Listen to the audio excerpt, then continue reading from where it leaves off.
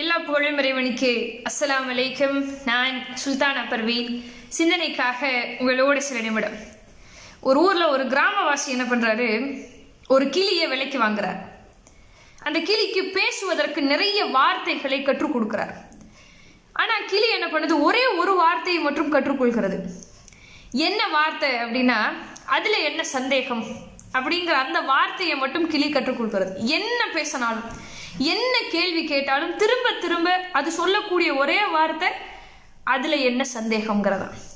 கிராமவாசி பார்க்குற வரைக்கும் பார்த்துட்டு என்ன பண்றாரு, அதை விற்கலாம்னு முடிவு பண்றாரு. இப்போ சந்தையில போய் அந்த கிளியை விற்பதற்காக அவர் உட்கார்ந்துருக்காரு. ஒரு மாணவன், ஒரு சின்ன பையன் வந்து அந்த கிளியை வாங்கறதுக்காக வரான். இப்போ அந்த கிராமவாசியை பார்த்து அந்த பையன் கேட்குறான், கிளி பேசுமா அப்படின்னு. இப்போ அந்த கிராமவாசி சொன்னார, நீயே கேட்டு பாரு. இப்போ இந்த பையன் கேட்குறான் கிளிகிட்ட, உனக்கு பேச தெரியுமா?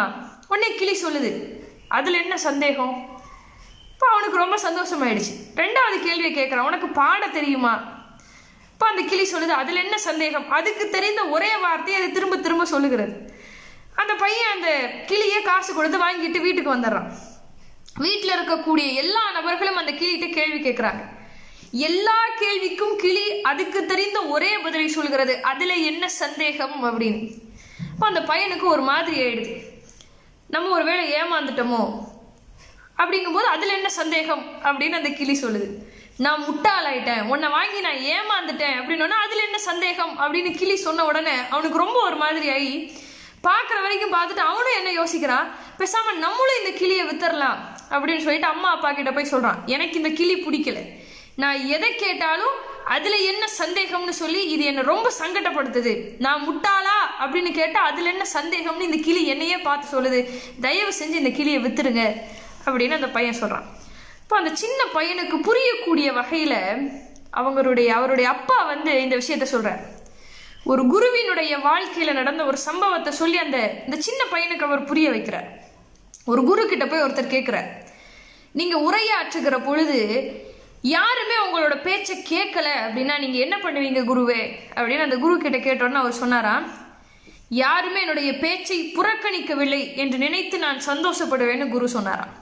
சரி, ஒருவேளை யாராவது உங்களோட பேச்சை புறக்கணிச்சிட்டா நீங்கள் என்ன பண்ணுவீங்க அப்படின்னு குருவை பார்த்து அவர் கேட்குறார். இப்போ அதுக்கு குரு சொன்னாராம், யாரு என்னை திட்டலையேன்னு நான் சந்தோஷப்படுவேன்னு சொன்னாராம். சரி, ஒருவேளை உங்களை திட்டா நீங்கள் அப்போ என்ன பண்ணுவீங்க அப்படின்னா அதுக்கு குரு என்ன சொல்கிறார், என்னை அடிக்கலையேன்னு நினச்சி நான் சந்தோஷப்பட்டுக்குவேன்னு சொல்கிறேன். சரி குருவே, ஒருவேளை உங்களை அடிச்சிடுறாங்க, அப்போ என்ன பண்ணுவீங்க? அதுக்கு குரு இப்படி சொல்லுகிறார், கையில் தானே அடித்தாங்க, கல்லால் அடிக்கலையேன்னு நினச்சி நான் சந்தோஷப்படுவேன்னு சொல்கிறார். சரி, உங்களை ஒருவேளை கல்லால் அடித்தாங்கன்னா நீங்கள் என்ன பண்ணுவீங்க அப்படின்னு அவர் கேட்டோன்னே குரு சொன்னாராம், கல்லால் தானே அடித்தாங்க, எந்த ஆயுதத்தையும் கொண்டு என்னை தாக்கலையே அப்படின்னு நினச்சி அதுக்கும் நான் சந்தோஷம்தான் படுவேன்னு சொன்னாராம். சரி, ஆயுதத்தையே எடுத்துகிட்டு வந்து உங்களை தாக்குறாங்க, இப்போ என்ன பண்ணுவீங்க? உயிரோட விட்டு வச்சுருக்காங்களே, என்னை யாரும் கொல்லலையேன்னு நினச்சி நான் சந்தோஷப்படுவேன்னு சொன்னாராம். எல்லாத்தையும் கேட்டுட்டு அந்த நபர் இப்படி கேட்குறார், சரி குருவே, ஒருவேளை கோபத்தில் உங்களை கொன்னுடுறாங்கன்னு வைங்களேன், நீங்கள் செத்துட்டீங்க, அப்படி ஒருவேளை உங்களை கொன்னுட்டாங்க அப்படின்னா நீங்கள் என்ன பண்ணுவீங்க? இந்த உலக வாழ்க்கையிலிருந்து என்னை விடுவித்து விட்டார்கள்னு நினச்சி அப்போவும் நான் சந்தோஷம்தான் படுவேன்னு குரு சொன்னாராம். இந்த விஷயத்த தன்னோட சின்ன பையனுக்கு சொல்லி கொடுக்குறார். எதிர்மறையாகவே எந்த விஷயத்தையுமே நீ பார்க்காத, நல்ல கண்ணோட்டத்தோடு பார்த்தேன்னு சொன்னால் நல்லதே நடக்கும் அப்படின்னு அந்த அப்பா அந்த பையனுக்கு சொல்லி கொடுக்குறார். மறுநாள் காலையில் அப்பா சொல்லிட்டாரு அப்படிங்கிறதுக்காக போகும்போது கிளிகிட்ட சொல்லிட்டு போகிறான், இன்னைக்கு என்னோட பள்ளியில் கவிதை போட்டி இருக்குது, அதில் நான் ஜெயிக்க போகிறேன் அப்படின்னு அந்த பையன் சொன்ன உடனே கிளி சொல்லிச்சான், அதில் என்ன சந்தேகம் அப்படின்னு சொல்லிச்சான். அந்த வார்த்தை அவன் மனசுக்குள்ள ஒரு சந்தோஷத்தை ஏற்படுத்துகிறது. அதே சந்தோஷத்தோடவே பள்ளிக்கூடத்திற்கு போகிறான். போட்டியில வெற்றி பெற்று பரிசு வாங்கிட்டு வரான். சந்தோஷத்தோட வந்து கிளியை பார்த்து சொன்னானா, நான் இன்றைக்கு கவிதை போட்டியில முதல் பரிசு வாங்கியிருக்கேன், அதுக்கு காரணம் நீ தான் அப்படின்னு சொன்ன உடனே அதில் என்ன சந்தேகம் அப்படின்னு கிளி கேட்டுச்சான். என்னைக்குமே உங்களுடைய குழந்தைகளுக்கு நம்பிக்கை தரக்கூடிய வார்த்தைகளை கற்றுக் கொடுங்கள். நேர்மறையான வார்த்தைகளை பிள்ளைகளுக்கு சொல்லிக் கொடுங்க. டே ஃபெயில் ஆயிராதடா அப்படின்னு குழந்தைகளுக்கு சொல்லிக் கொடுக்காதீங்க, பாஸ் ஆகிட்டு வான்னு சொல்லிக் கொடுங்க.